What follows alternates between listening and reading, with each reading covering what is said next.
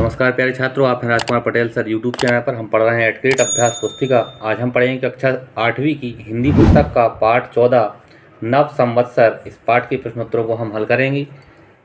आइए शुरू करते हैं। सबसे पहले देखें, बहुविकल्पीय प्रश्न है। प्रश्न पहला है, यहाँ तो घना अंधेरा है, वाक्य में विशेष्य है, तो इसमें अंधेरा जो है वो विशेष्य है। दूसरा प्रश्न है, ईसवी सन 2024 में विक्रम संवत होगा, तो इसमें विक्रम संवत होगा 2080 2081। बी ऑप्शन को हम सही करेंगे। प्रश्न क्रमांक तीसरा है, शारदीय नवरात्रि का समापन किस पर्व पर होता है, तो शारदीय नवरात्रि का समापन जो है वो दशहरे के पर्व पर होता है। ए ऑप्शन को हम सही करेंगे। आगे देखें, प्रश्न चौथा है, संप्रदाय में एक प्रत्यय लगाने से शब्द बनेगा, तो प्रत्यय जो है किसी शब्द के पीछे लगते हैं, तो संप्रदाय में हम एक प्रत्यय लगाएंगे, तो ए ऑप्शन में जो लिखा है सांप्रदायिक, ये ऑप्शन हमारा सही होगा। आगे पांचवा प्रश्न है, चंद्रवर्ष लगभग दिनों का होता है, तो चंद्रवर्ष जो होता है 354 दिनों का होता है। सी विकल्प को हम सही करेंगे। आगे है, नीचे दिए गए शब्दों में से उचित शब्द चुनकर रिक्त स्थानों की पूर्ति कीजिए। यहाँ कुछ शब्द दिए हैं, इन शब्दों की सहायता से हमें खाली स्थानों को पूरा करना है। प्रश्न छठवां है, पौराणिक कथाओं के अनुसार सृष्टि का सृजन खालिस्तान ने किया था, तो इसमें हम भरेंगे ब्रह्म या ब्रह्मा ने। यहाँ ब्रह्म शब्द लिखा जाएगा। आगे है प्रश्न क्रमांक 7वां, विक्रम संवत और ईसवी सन में खालिस्तान वर्ष का अंतर होता है, तो विक्रम संवत और ईसवी सन में 57 वर्ष का अंतर होता है। यहाँ लिखेंगे हम 57 आठवां प्रश्न है, पूर्णिमांत शब्द में संधि खालिस्तान होगी, तो पूर्णिमांत शब्द में जो है स्वर संधि होगी। पूर्णिमा धन अंत बराबर बन जाएगा पूर्णिमांत, यहाँ स्वर संधि होगी।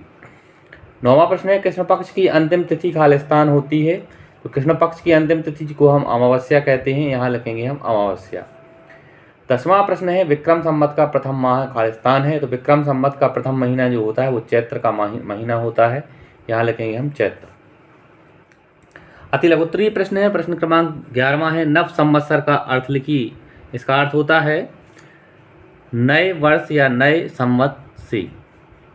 आगे प्रश्न क्रमांक 12वां है, इन शब्दों में नी उपसर्ग लगाकर नए शब्द बनाइए। छात्रों आपको हम बता दें, उपसर्ग जो है किसी शब्द के आगे लगते हैं और प्रत्यय पीछे लगते हैं। हमें यहाँ नी उपसर्ग लगाना है, तो नी में छल करेंगे हम, तो हो जाएगा निश्छल। यहाँ देखें आप, निश्छल। फिर यहाँ नी उपसर्ग लगाएंगे फल में, कपट में, तो नी धन कपट बराबर होगा निष्कपट, और नी धन फल बराबर होगा निष्फल। इस प्रकार से ये शब्द बन जाएंगे।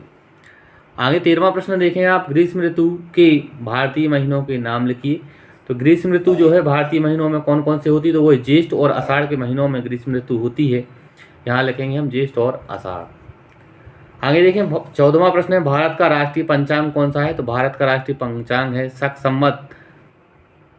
आगे देखें लघुत्तरीय प्रश्न, प्रश्न क्रमांक 15वां है, आप किन किन अवसरों पर पताकाएं फहराते हैं और क्यों फहराते हैं।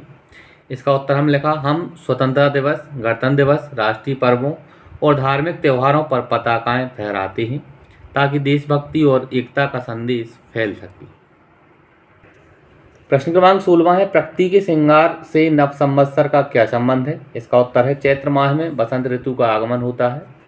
इस समय प्रकृति नया श्रृंगार करती है, पेड़ पौधे पुराने पत्ते गिराकर नए पत्ते उगाते हैं, जिससे चारों ओर हरियाली छा जाती है। आगे 17वां प्रश्न है, उत्तर और दक्षिण भारत में विक्रम संवत किस माह से आरंभ होता है, इन्हें क्या कहते हैं। इसका उत्तर है, उत्तर भारत में विक्रम संवत चैत्र माह से शुरू होता है, इसलिए इसे चैत्रादि कहते हैं, और दक्षिण भारत में यह कार्तिक माह से शुरू होता है, इसलिए इसे कार्तिक आदि कहते हैं।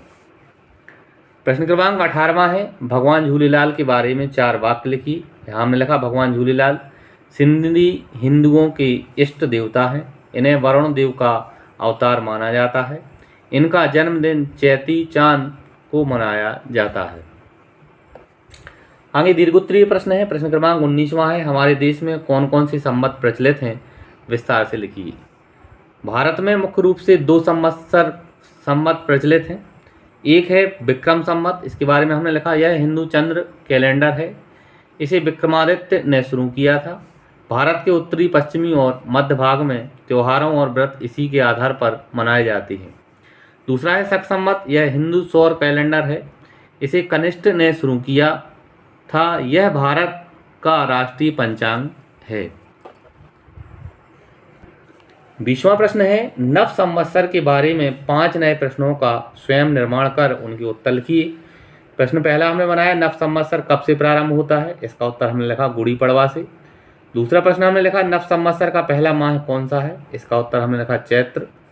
तीसरा प्रश्न है, सतयुग का प्रारंभ कब से माना जाता है? इसका उत्तर हमने लिखा चैत्र शुक्ल प्रतिपदा से। चौथा प्रश्न है, उत्तर भारत में नव संवत्सर का प्रारंभ कब से होता है? तो उत्तर भारत में नव संवत्सर का प्रारंभ जो है चैत्र माह से होता है। और दक्षिण भारत में नव संवत्सर का प्रारंभ कब से होता है? तो इसका उत्तर हमने लिखा कार्तिक माह से। आगे छात्रों, हमने यहाँ एक होमवर्क प्रश्न आपको दिया है। आप इस प्रश्न का उत्तर कमेंट करके हमें बताएंगे कि जो लीप वर्ष होता है वह कितने वर्ष के बाद आता है। जैसे मान लो 2024 जो है एक लीप वर्ष है, तो अगला लीप वर्ष जो है वो कब आएगा, ये आपको हमें कमेंट करके बताना है। इस तरह से प्यारे छात्रों, इस वीडियो के माध्यम से हमने इस पार्ट के प्रश्नोत्तरों को पूरा किया। आगे के पार्ट के प्रश्नोत्तर के लिए आप हमारे चैनल को सब्सक्राइब करें और वीडियो को लाइक करें, अपने दोस्तों के साथ शेयर करें। धन्यवाद। जय हिंद, वंदे मातरम।